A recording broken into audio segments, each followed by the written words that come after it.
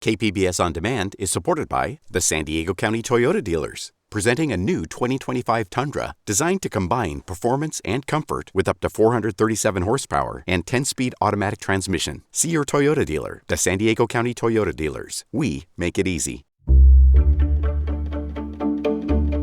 Good morning, I'm Debbie Cruz. It's Thursday, March 20th.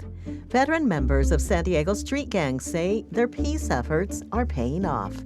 More on that next, but first, the headlines. A SDSU police officer was arrested last week on suspicion of downloading child sexual abuse material to his personal computer.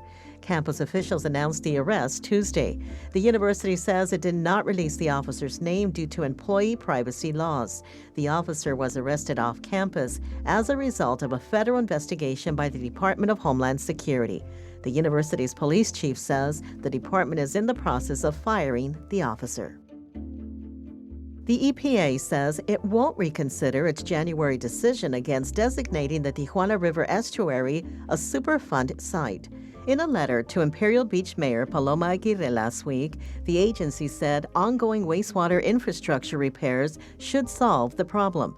This is the same reason the agency gave in its initial denial. South County and state elected officials have sought more help from the federal government amid ongoing pollution in the South Bay. El Cajon cat food manufacturer Savage Pet is recalling raw chicken cat food over concerns of bird flu contamination. The company says it was first notified last month of a cat in Colorado who became ill after eating Savage Pet food. This month, a kitten in New York also contracted the disease. Research suggests the disease is rare in indoor cats, but infections have been linked to raw milk and poultry. From KPBS, you're listening to San Diego News Now. Stay with me for more of the local news you need.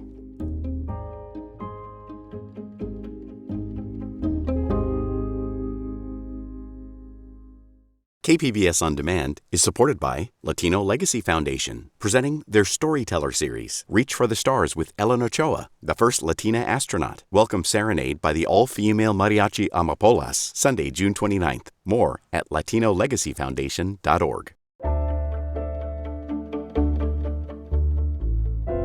San Diego is updating the manual it uses to design streets. Metro reporter Andrew Bowen says the goal is to improve safety, but several key safety features are not included.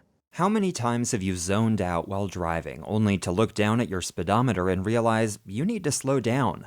Chances are the street's design, specifically the width of the lane you're driving in, played a role in your speeding. We tend to just go as wide as possible. Shima Hamidi is a professor at the Bloomberg School of Public Health at Johns Hopkins University. Traditionally, traffic engineers have viewed wider lanes as safer because they give drivers more of a buffer zone to react and avoid collisions.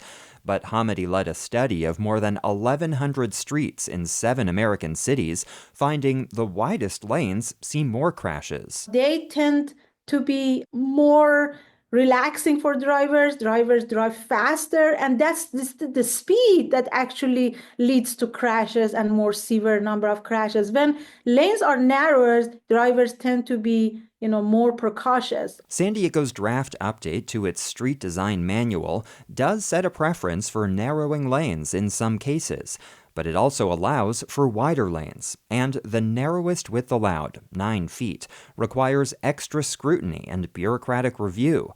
Hamidi says that's backwards, and that a safer approach would be to streamline the narrowest lanes while requiring special approval for wider lanes. Andrew Bowen, KPBS News. Tune in next week to hear more elements of safe street design and whether they're being embraced in San Diego.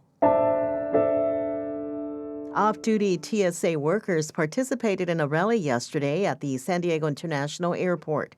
Reporter Melissa May says they are responding to a decision by the Department of Homeland Security to revoke their collective bargaining rights. The American Federation of Government Employees filed a lawsuit against the Trump administration this month, alleging DHS unlawfully terminated a negotiated contract that protects about 47,000 transportation security officers nationwide. Nyreen Washington is a TSO and a member of the union. She says their collective bargaining agreement has several important provisions and gives workers a voice. A provision in there for childcare because of the TSO's schedules being so crazy. Sometimes people wake up at 1 a.m. just to be here at 3 in the mornings. There was a provision for that. Many things were stripped away. Them able to trade their shifts, to be able to do things with their families. In a statement, DHS said rescinding the collective bargaining agreement will ensure Americans will have a more effective and modernized workforces across the nation's transportation networks. The AFGE hopes that a judge will reinstate their contract. Melissa May, KPBS News.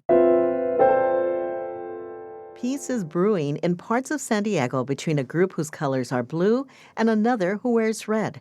Decades-long sworn enemies, the Scripps and the Bloods, are talking. Reporter Amita Sharma says veterans from both gangs hope that dialogue will trump threats and badly needed resources will replace gunfire. Here's my conversation with Amita. So it's been common knowledge for a long time that there is a feud between the Scripps and the Bloods. How is it that they started talking? The deaths, the sheer body count from gang murder after gang murder after gang murder left neighborhoods like Skyline, Paradise Hills, Mount Hope, Lincoln Park, Stockton Memorial, and Choice View basically traumatized. You know, the victims extended beyond those who were killed. It was their loved ones, the neighbors. They were all victims too. Members of the community, they were victims too. And then a few years ago, a local nonprofit by the name of Pillars of the Community decided to get the Scripps and the Bloods to stop the killing. And they reached out to longtime gang members, people like Ricky Weaver. He is a 62-year-old Crip who has spent more than half of his life in prison. He was ready for dialogue. Because I realized that death is over. Before, I didn't care if I lived, I didn't care if I died, I didn't care, I had no fear. You just learn that death is final, it's over. Whether you're young, older, in the middle, whatever. And you see mothers cry. So we just said, hey, we don't want no mothers to cry this summer. So Amita, Weaver is in his 60s. Active gang members are a lot younger. How does he convince the younger Crips to talk to Bloods? He says he no longer beats his chest and vows to kill the Bloods. That alone carries so much weight, he says, because he is one of them. He says he keeps his ear to the streets, and if violence is looming between the Crips and Bloods, he requests a one-on-one with the involved Crip and asks if there is another way.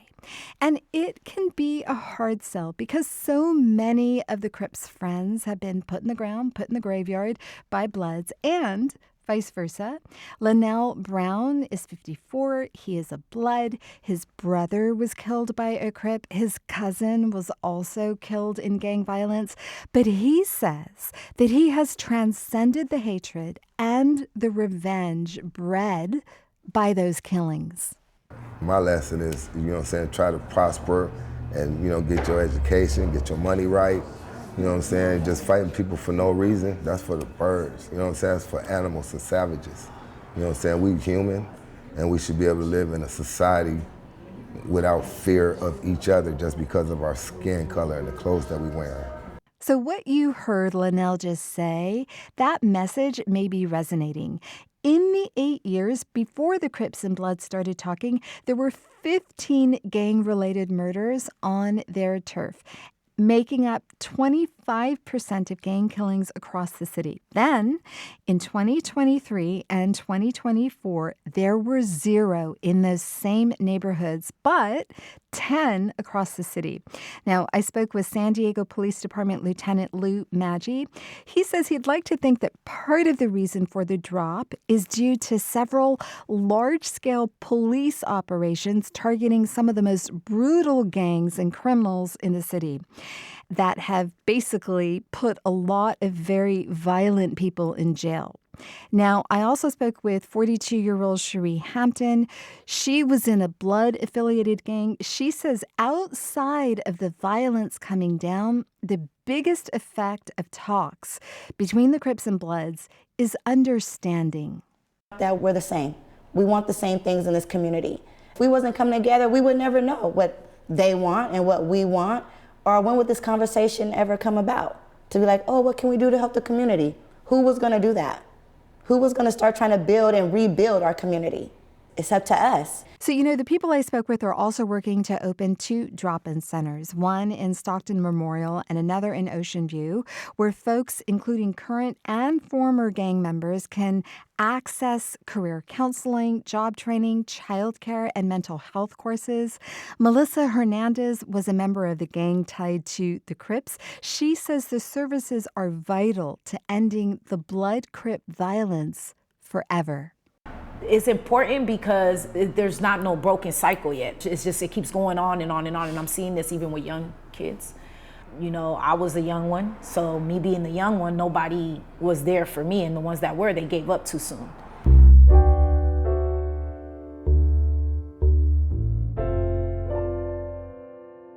We keep hearing about how things are getting more expensive. In our next Why It Matters segment, Voice of San Diego CEO Scott Lewis adds another item to that list: trash pickup.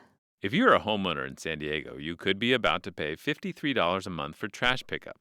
Anyone who lives in an apartment, about half of San Diegans, already pays private haulers for trash pickup, and that won't change. How did this happen? It goes back to 2022. The city of San Diego asked voters for permission to study and implement a fee for collecting trash. At the time, they estimated it could cost $23 to $29 per month. Now the city council is considering doubling that estimate. The city is promising several new services, though: free container replacement, weekly recycling, curbside bulky items pickup. Cities can only charge fees to cover the specific cost of a service. However, for 100 years, the city had a law that guaranteed that it would pick up trash without a special fee. The 2022 vote repealed that law, and the main argument was that the law isn't fair because half of residents already have to pay for trash pickup. But now the city is going to rely on the fee to cover some of its massive budget deficit. The city council will consider the fees next week. I'm Scott Lewis for Voice of San Diego, and that's why it matters. Scripps Health this week announced plans for a new medical center in San Marcos. North County reporter Alexander Nguyen says it's needed as the region's population grows. The 13-acre dirt lot on Discovery Street south of the 78 and near the Bent Avenue Bridge will soon become a medical center campus for Scripps Health. It will include an ambulatory care facility and an acute care hospital with 200 to 250 beds. The region, for the size it was underserved with the amount of hospital care that was up here. Eric Bruvold is the CEO of the North County Economic Development Council. He says healthcare providers are starting to see the need. Our region has grown. 1.3 million people live north of SR 56. It only makes sense for the major healthcare systems to serve up here. And we're waiting for Sharp and UCSD to figure out how to get to North County. The ambulatory care facility will be built first, while the hospital is still in the early planning stages. The medical center is expected to be open by 2031. Alexander Nguyen, KPBS News. That's it for the podcast today. As always, you can find more San Diego news online at kpbs.org. For your next listen, check out the KPBS Midday Edition podcast this afternoon. In their weekly arts and culture show, you can hear from jazz pianist Omar Sosa and about a new Doctor Who exhibit at the Comic-Con Museum. That, plus the Weekend Arts Preview. I'm Debbie Cruz. Thanks for listening, and have a great Thursday.